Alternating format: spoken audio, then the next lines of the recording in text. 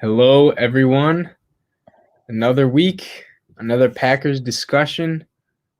This time, it's going to be a little more sad, I think. Maybe we're not going to be as happy because in the past week, you wouldn't think too much has happened besides the draft. But as you know, Aaron Rodgers has kind of taken over the spotlight of the media and everyone's attention. And Aaron Rodgers almost got traded, quote unquote, from reports. I've talked about it in the past. Nick has not, though. So we're going to discuss that a little today, along with the draft. But Nick, what are your thoughts? Just give me your just overall thoughts on the Aaron Rodgers and Packers front office tension. So I'll take you back to Thursday. I'm just enjoying my day. It's draft day. Exciting. Extremely excited. Like, this just isn't on my mind at all. There's been talk in the past that Rodgers is a little unhappy, but then it's around 4 o'clock, let's say. It's about 5 hours before the draft. And I just get an alert on my phone. And it's like, Rodgers wants out. And I'm like, what's this even mean? What are they talking about? So I start reading, and it's like, Aaron Rodgers is very disgruntled, was the word they used, with the Green Bay Packers organization. Of So course. turn on the TV. It's on ESPN. It's not on NFL Network yet. I'm watching it. I'm like, all right, let's see what they got to say. And they're like, yeah, Aaron Rodgers wants to no longer play for the Green Bay Packers. Aaron Rodgers wants to go to – it was the AFC West. I'm like, what do you want to do on the AFC West? What are they talking about? I'm all confused. This is And why. then the day goes on. More people are talking about it. And I'm like, hold on. Like, Aaron Rodgers, like, it's starting to hit me like he might not be a Green Bay Packer.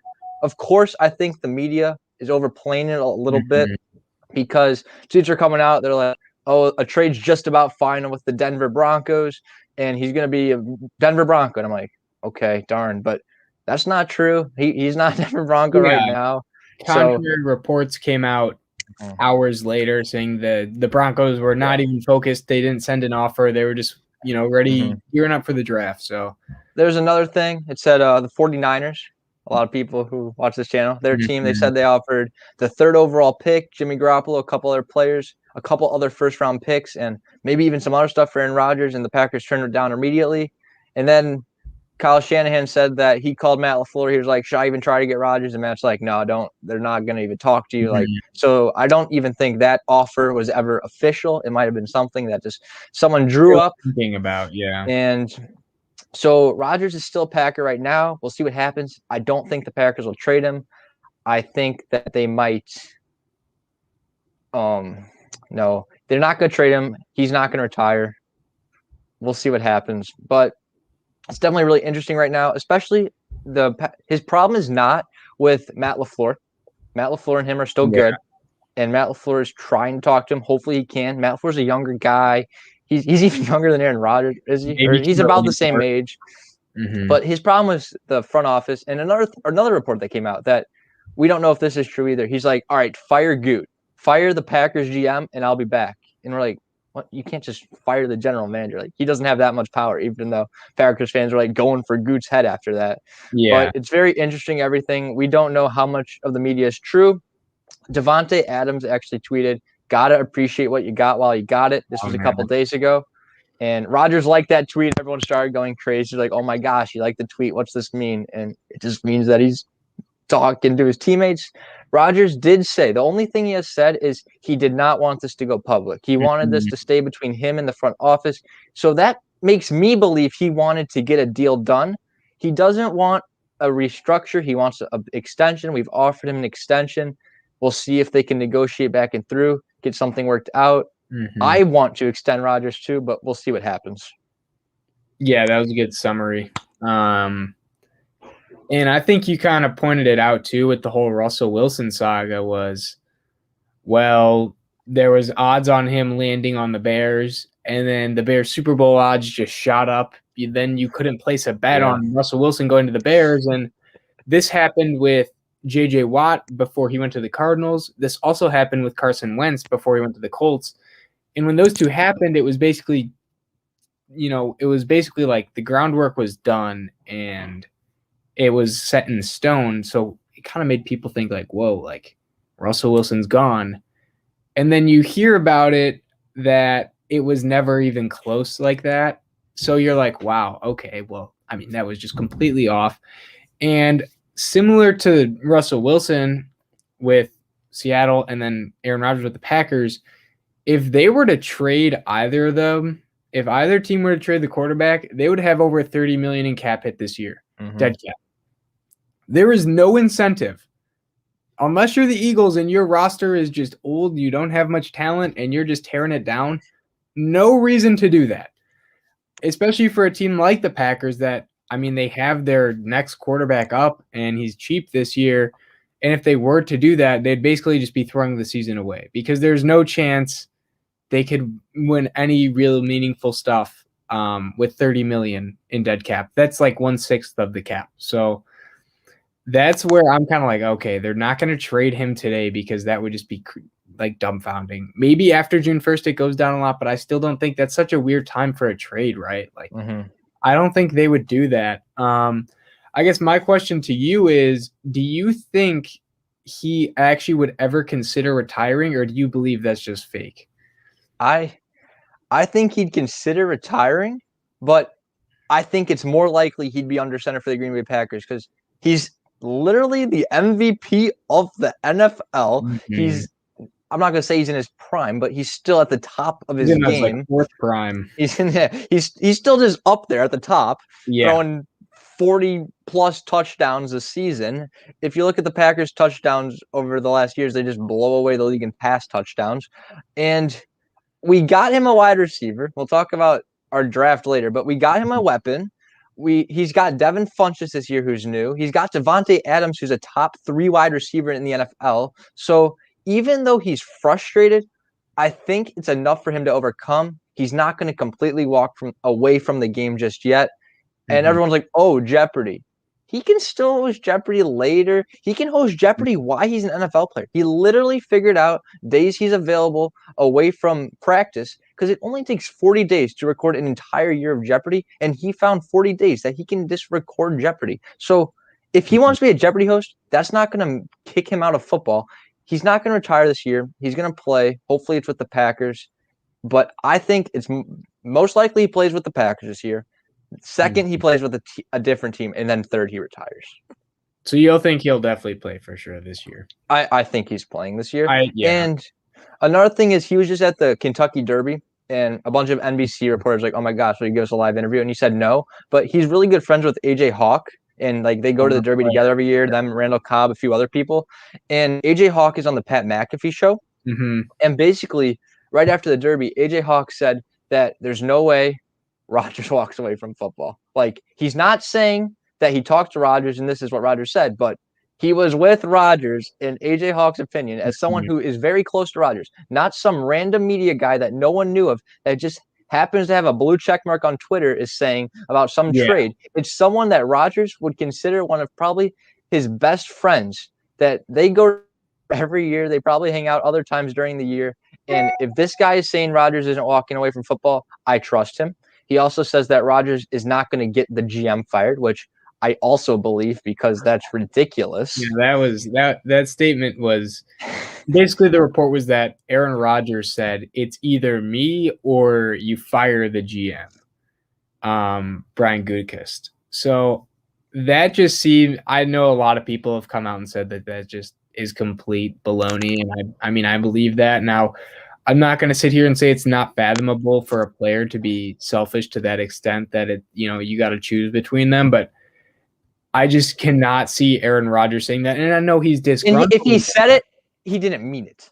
Another thing, like if he did say, he might just be mad. He wants an extension. He's MVP for the third time. He's got to the NFC Championship twice in a row. He might be mad at the GM, but there's no way he truly wants that man to no longer be a Green Bay Packer.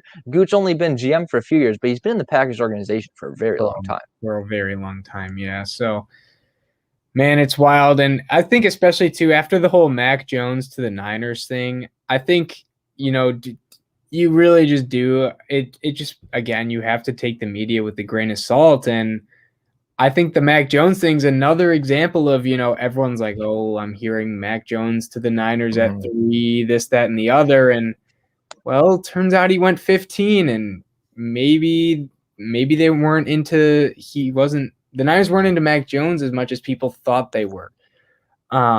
So yeah, I just think it's another example of, something the NFL does very well is they're a year-round sport. They start the preseason in August. They go all the way to February. Then they have the draft in April. They release the schedules in May. But they need stories like this to stay a year-long sport, to keep people interested. And in order to do that, people like the media are going to start making up stories. Like, what's a good story? Oh, how about we all know Aaron Rodgers is not too happy with the Packers, but let's embellish it a little bit. Let's drag it out, see what we can get, Yeah.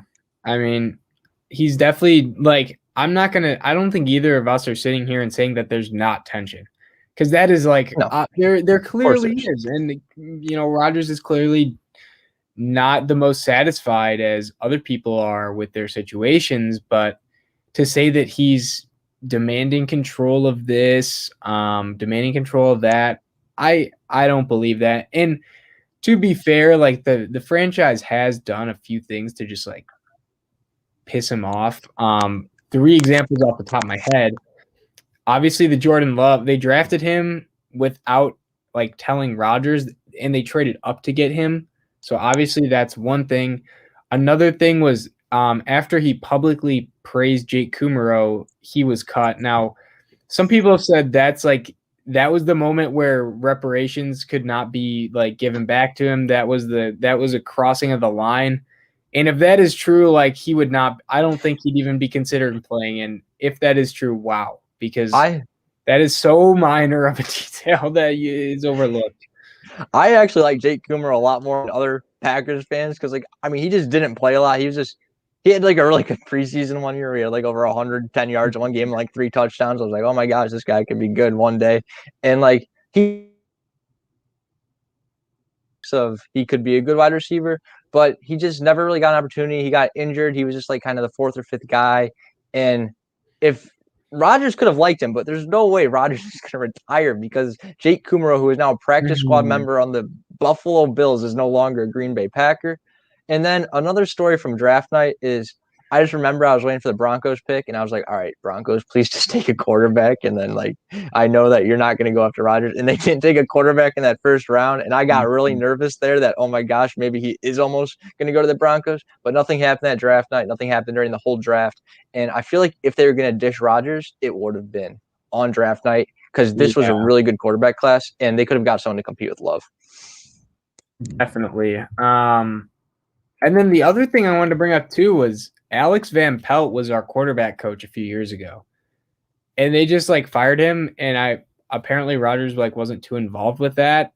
And so that like obviously made him mad. So like the franchise has done some weird things to like not try to please him and just annoy him, which, you don't want. And you think you would try to, take more decision-making to Rodgers and, ask what he wants or what he thinks about certain things, and maybe not like blindside him with some news that's, going to affect him a lot. Like, hey, we're trading up for a quarterback, but we're not going to tell you. You're just going to see it live on TV. So he had no idea. Things like that you just wish the front office would kind of have more transparency with. But yeah, this is just how it goes, I guess, from Favre to Rodgers. Same. We and you obviously weren't really remember much of the Favre ending, but what I've heard, it is similar to this. But we've talked about in the past how like the Packers need to go win right now, and I thought when we re-signed Aaron Jones, like that was a really good sign that all right, we're gonna go for it. We're going all in. This is the year. And I thought that would have really, I thought Rodgers would have enjoyed re-getting Aaron Jones because neither of us thought we'd re-sign Aaron Jones. We thought we'd go to Jamal Williams and then get another guy. We didn't think we were going to re-sign Aaron Jones. And that really shows the Packers are all in this year. I'm with you. And they obviously drafted more for need instead of future in this draft too, which we can get into now. So I think the best place to start would be the offensive draft picks of the Green Bay Packers. So we can just go down the list. If you want to start with the offense, though, Nick, who is the first guy we drafted? So first round, everyone's like, "Oh my gosh, Packers will probably get a wide receiver to make Rodgers healthy or happy." No, we didn't, and that's okay. But in the second round, we probably will get a wide receiver, right? No, we got offensive lineman though, which Blake and I did say we need. He's Ohio State, 6'5", 310. This was our second round draft pick, and it was our second pick of the draft, but our first offensive guy that we took. And his name is Josh Myers.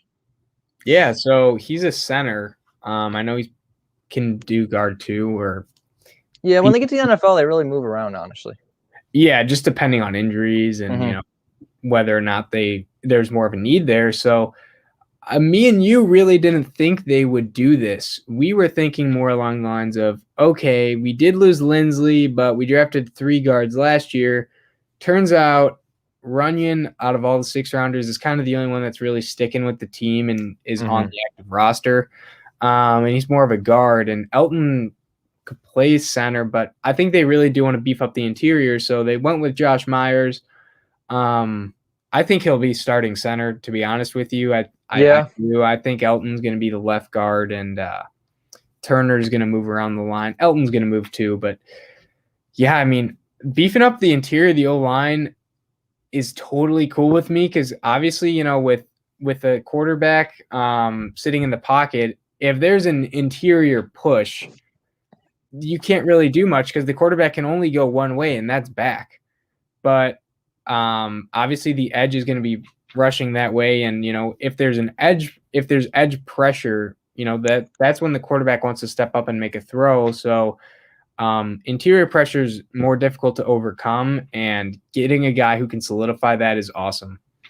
Yeah, and I'm a firm believer that offensive lines are what win championships. I mean, the Packers had the number 2 offensive line in the entire league last year. I mean, you can rank them however you want, but they had a very strong offensive line. Yeah. Rodgers was very protected.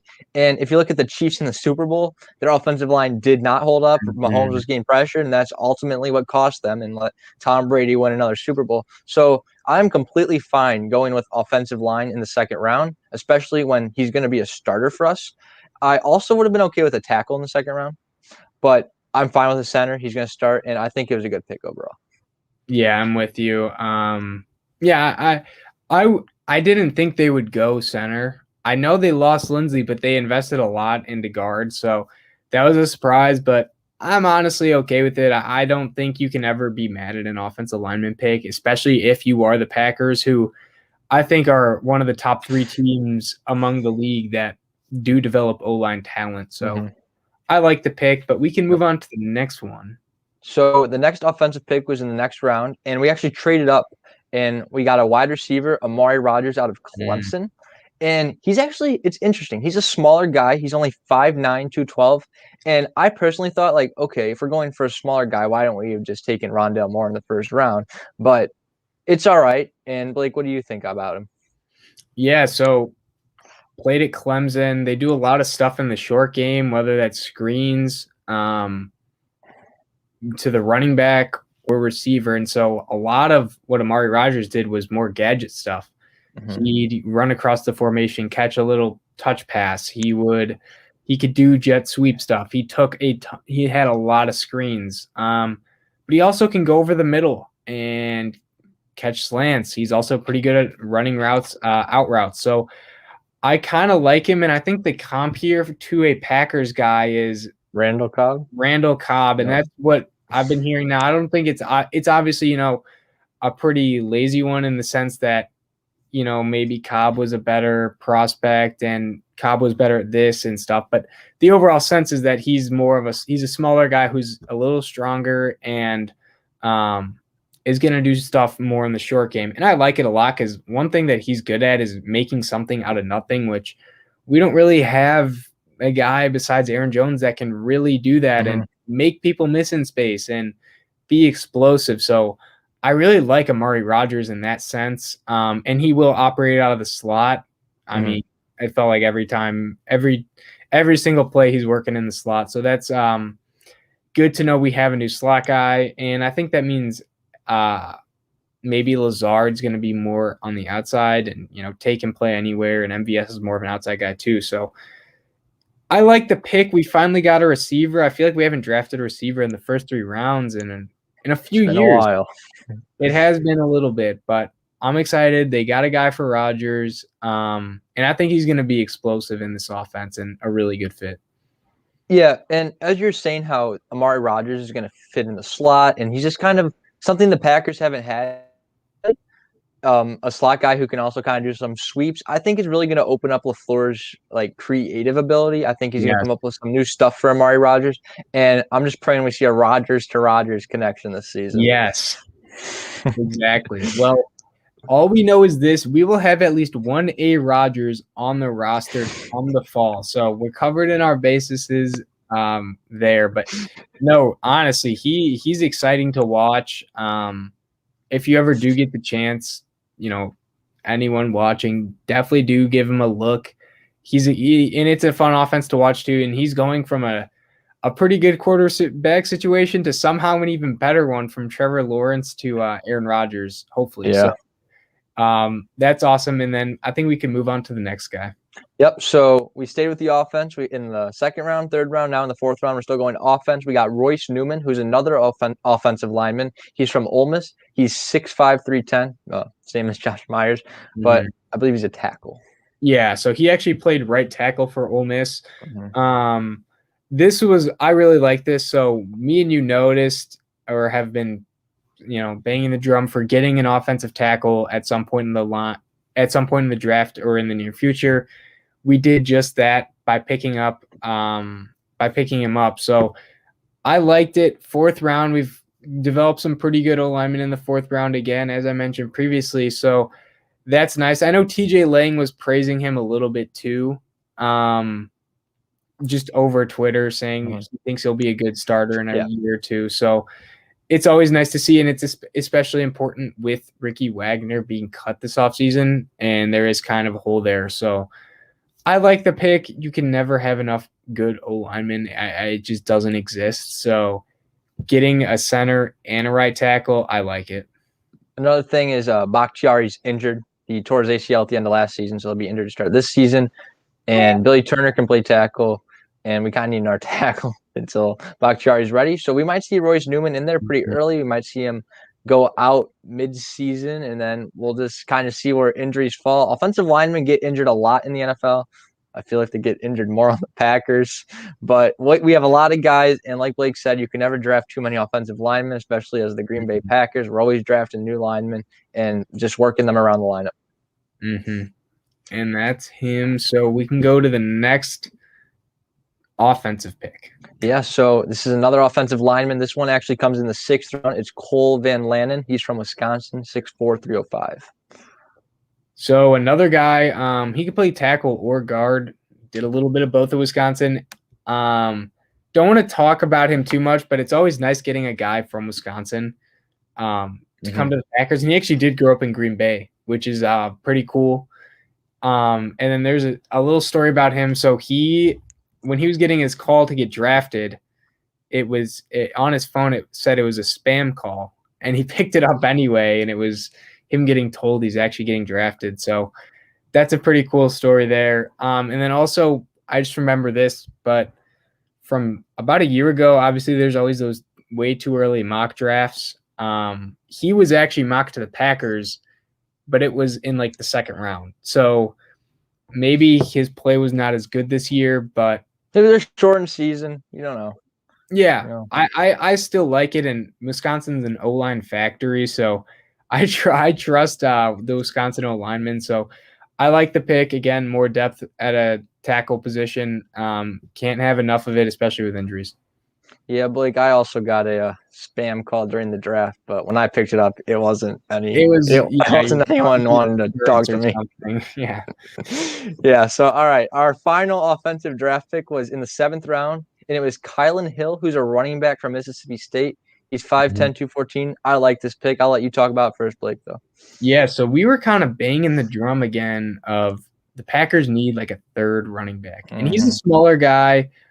Receiving is okay. I'm not going to say he's, just killing people on routes, but he made plays out of the backfield. But I just see him as like our third running back and someone who can come in if called upon, and especially in two-back sets, which we did run a decent amount last year with Aaron Jones and Jamal Williams. So what I think Hill can try to be is the guy who's a pretty good blocker, hopefully, pass blocker, and then someone that will come in on 2-back sets and be a good receiver, because Jamal Williams was actually amazing at pass catching, which is kind of an underrated part of his game. I feel like he had like 6 or 7 touchdowns last year receiving, which is, I mean, Jamal Williams is just a fun guy to watch. Exactly, and he brought a ton of energy. So maybe Kylan Hill can replace that. But yeah, I mean, I like the pick. Just you can never get enough talent with late round picks, and especially at a position that does transfer pretty well from college to the NFL. The learning curve isn't as bad, so I think he can make some impact this year. Yeah, definitely. And last year we had Aaron Jones and Jamal Williams as the 2 lead horses, and then A.J. Dillon was that third guy when someone would get injured, or he'd even come in a little bit, and he showed that he was pretty good. So that's why this year it's Aaron Jones and A.J. Dillon. Nothing against Jamal Williams. He was a great Packer, but it was time to let him go. We weren't going to re-sign him and Jones, obviously. But we were both talking before the draft, like, if Dillon or Jones go down, we don't got a third guy. It's going to be a Tyler Irving, and we didn't really want to see that. So we're glad we got Kylan Hill. He's not going to get a lot of playing time, but he'll definitely see the field this season, I believe, if he can just show that he's capable during practices and at the beginning of the year. And I'm excited that we got a third running back, and it was in the 7th round. So right near the end of the draft, I was like, all right, come on, let's get him back. Yeah, exactly. And overall, I mean, I like the offensive picks. There wasn't a pick where I thought, darn, like, I don't think we needed to go to this position. Like, all these positions that were drafted, we talked about, and it was kind of in the same range of rounds too. We said, okay, we got a couple stuff on the O-line we need to address. Did that in round 2 and 4. Okay, we could use a receiver in the 1st or 2nd round. Round 3, we trade up for a guy who is pretty good, and a lot of people had going round 2 at the end of round 2. So I think that was pretty decent value there. And then running back, we said we needed it, but in the later rounds, 7th round, we got a guy. So I really like the draft. We didn't take a quarterback, unfortunately. I know all Packers fans were wanting that. Just Kellen Mond was there and have him get an MVP again. But yeah, overall, I really like the offensive draft picks. But I think we can now transition to the defense, where 1st round picks, we have invested a lot of capital into these over the years, which some people disagree with. I'm okay with it because I always hear people saying, you guys are wasting Rodgers' career with a bad defense. So what's the best way to alleviate that? Draft the best prospects you can on defense. So, Nick, what are your thoughts? And why don't you give us some specifics on our 1st pick? So, me and you were talking before draft. We said, all right, to win the Super Bowl, we need an offensive weapon that's a wide receiver and a defensive weapon that's a cornerback to play against Jair. And that's exactly what we did in the 1st round. We got Eric Stokes, who's a cornerback from Georgia. I was completely happy with this pick. Everyone was like, oh my gosh, all the Aaron Rodgers news. Why wouldn't they get a wide receiver in the 1st round? The top wide receivers were gone. There were going to be wide receivers later, which we addressed. I'm glad we got a cornerback. He stands at 6 foot. He's 194. And I'm happy with this pick. Yeah, so I need to watch more of him, but from what I have watched, obviously incredible athlete. He's actually really lengthy. He's 6'1", but he's kind of skinnier. Not afraid to play up at the line of scrimmage. Obviously, he has insane speed. 4.25 at his pro day. So 4.24. Yeah, it was something just ridiculous. But I will say is, although he does run that, there isn't too many times in the game where you can just watch him and be like, that guy runs a 4.24.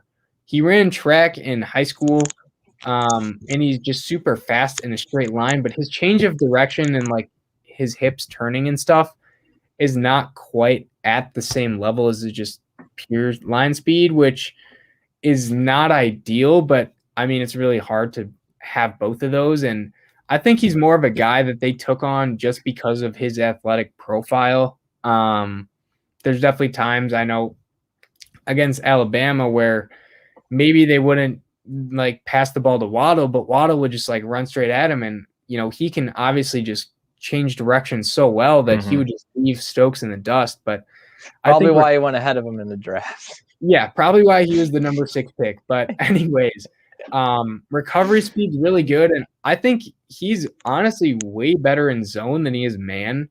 There was definitely a couple times where he'd have a blown coverage in zone, which, that's what you hope to get fixed out and coach up and get that out of his system. But he definitely, plays with his eyes well. He had 4 interceptions last year, which is pretty good. Shows he has decent ball skills. And yeah, I think as a zone corner, like, he will be really, really good. And one half of the field is already, for the most part, on shutdown with Jair. So him and King just, figure out the rest of the field, and they should be able to get it done.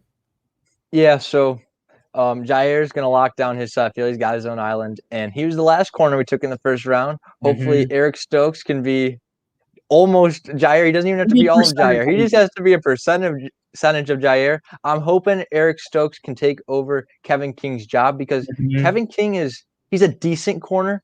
But if Eric Stokes takes his job, that means he's a better corner, and that means we have Jair and then someone better than Kevin King on the other side of the field. And I think that would be really scary for opposing quarterbacks to go up against. I think that's the way that the Packers want to allow 40 points in the playoffs. And I want to see Eric Stokes become, because, like, as Blake was saying, right now he's a fast guy, but he has some trouble changing direction. So I think that's why the Packers went with him. They saw this athletic guy who's super fast, and they said, all right, he's almost there. We just got to coach him a little bit. We got to teach him the game a little bit more, but he's really close. And I think the Packers saw a lot of potential. I thought they might have even seen someone who might be a little better than him right now, but they see Eric Stokes as someone with a higher ceiling. So I'm going to say, let's give it time, and let's hope this pick plays out just like the Jair pick did. And I did want to say too, so they really love taking guys with high athletic profiles. Darnell Savage, obviously, and Rashawn Gary. And I mean, I was wrong on Rashawn Gary. I wasn't a big fan of the pick in his first year. He didn't show much, but last year he showed out to be really good, got a lot of pressures towards the end of the season, and was really coming in on his own. So the Packers' strategy of drafting just hyper athletic guys in the first round seemed to be decent, at least on defense over the last few years. I'd say Gary and Savage, I don't think they're busts at all. Obviously, Jair's not. So taking the guys with athletic profiles that do have the potential to become special is a pretty decent strategy. And now we can move on to our next defensive pick in the draft. This is another position that me and Blake talked about, is defensive line. We wanted someone to help Kenny Clark stop the run. We actually got someone who's good at stopping the pass, though. His name's Tadaro Slayton. He's a defensive lineman from Florida, and he's a big dude. He is 6'4", 330 pounds. Blake, tell us about him. Yeah, so when you hear that, you're thinking, all right, this dude's just going to eat double teams and just kill the run. But he's not as good against the run as you would think. He's honestly a little better. I'd say comparatively, his pass rushing is better than his run stuffing, which is kind of interesting. I think the thought here is that he has the athletic profile of someone that can eat double teams. And if him and Clark are able to do that, like, our D-line would just get that much better. Because against the run, we just don't have the size on the D-line. I mean, Lancaster and Lowry and Kingsley Keke just aren't the biggest dudes. Clark does a good job, but you need more than him. Yeah. So hopefully he can come in and, improve his run defense. And in the pass game, I don't know how much he'll actually be out there on, like, obviously on obvious passing downs, like 3rd and 8+, because we have a good rush of Smith, Gary, Clark. Other Smith hopefully comes back as a good rusher. But, he'll get in there in the rotation a decent amount, I think. And I'm excited because we need more talent on the D-line. It's really that simple. Lancaster, Lowry, and Keke are just not where we want them to be for a team that has Super Bowl aspirations. So maybe he can motivate them. Maybe he can come in and give them a breather and provide some more pass rushing. Yeah, and Kenny Clark, fantastic at stopping the run. He had a slow start this last season, but he figured it out. We just gave him a lot of money because he's a good player, and he's starting to earn the money that we gave him. But we said earlier, me and Blake said, inner D lineman, that's what we need. We need someone to help Clark stop the run. We need someone to eat those run. And if this guy can turn into that, I know right now he's better at going up against the pass game. I just don't know how much he's going to be in there to go up against the pass game. So if we start throwing running backs at him, hopefully he can start taking them to the ground. And that would mean we have Clark and Slayton stopping the run. We got Jair and hopefully Stokes stopping the pass. And this Packers defense can go back to what it was when we were Super Bowl champions, because we don't have the best defense right now. But this last season, our defense improved a lot compared to earlier seasons where we'd be a bottom 10. Last season, I think we were ranked like top 10 defense, right at the bottom of the list. Top half. 15. Yeah, 15th in that range of, not quite helping our offense a ton, but also, we're not completely horrible and not. I guess they're not on the field as much either because that helps all the time. And we do have a new DC, and there's a ton of first-round picks and tons of talent on this defense. There's no more excuses. So I'm really hoping this year we can, fix it up a little bit and start forcing some turnovers and helping the offense. So we had another 5th-round pick. We had 2 4th-round picks, but we only used one of them because we actually traded up on offense for the wide receiver, Aaron Rodgers. So we got rid of one of those compensatory picks, but we had another 5th-round pick and we stayed in defense. We got Shamar Jean-Charles. He's another cornerback from App State. He's 5'10", 184, so a little smaller than Stokes. But this is another corner that the Packers are going to try out and just see what he does. So I honestly don't have too much information to share on him. I know he played in not the greatest competition, but statistics-wise, like not many passes were completed on him. And I know one knock against him is that against like bigger athletes, he might struggle just due to not being as big and as athletic as them. So that could be troubling. But one thing I will say is the Packers drafted too many guys that just had normal names like Aaron Rodgers and Eric Stokes. They had to take someone that has a cool last name, and that is exactly what Shamar is, or what Shamar has. So I think that's cool. And then just adding more depth to the corner position, we did mention that double dipping at that position wouldn't be a bad thing, as you can't have enough corners because, offenses are going more pass happy and there's always more than one or, more than 2 to 3 receivers at a time. So getting a guy who can maybe come in with injuries is pretty nice.